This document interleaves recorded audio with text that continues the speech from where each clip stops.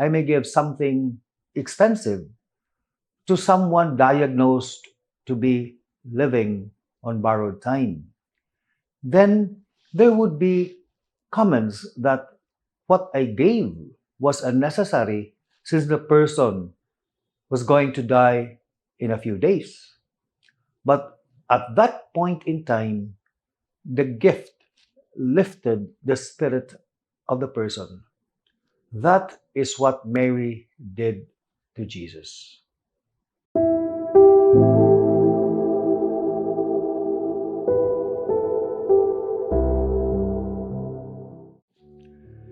In this Holy Week liturgy, today is the first time we encounter the person of Judas.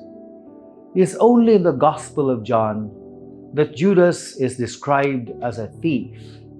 Indeed, we can notice in the development of the Gospel tradition that there is an increasing demonization of Judas.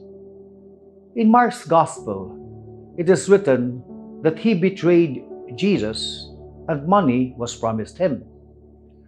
Nowhere is it written in Mark's Gospel that he betrayed Jesus for the money.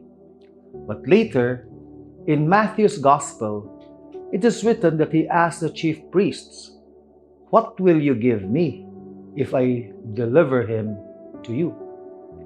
In Luke's Gospel, the betrayal of Jesus is part of a cosmic battle, since it is written that, quote, Satan entered Judas.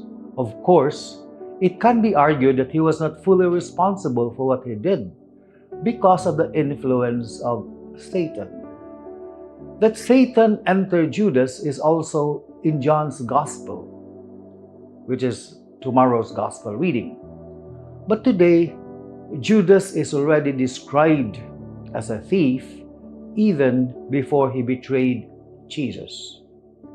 Moreover, in the Gospel of Mark, the ones who vehemently complained of unnecessary expense to the detriment of the poor were, quote-unquote, some people. Whereas in the Gospel of Matthew, it is the disciples. In the Gospel of John, it is Judas. We cannot know what actually led Judas to betray Jesus.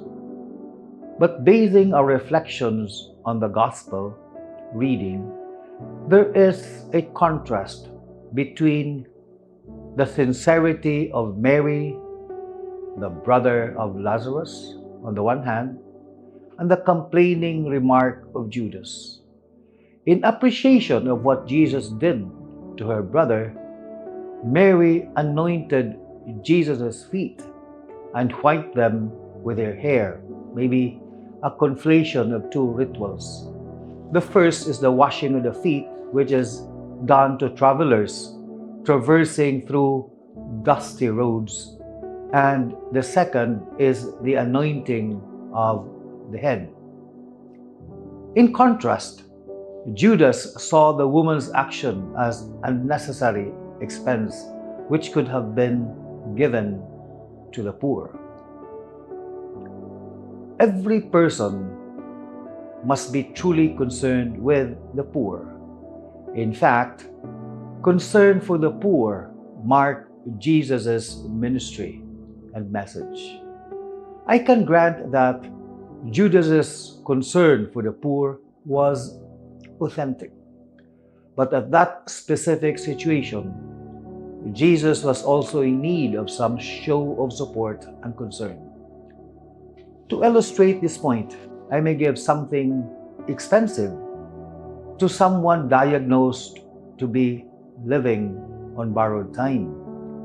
Then there would be comments that what I gave was unnecessary since the person was going to die in a few days. But at that point in time, the gift lifted the spirit of the person. That is what Mary did to Jesus.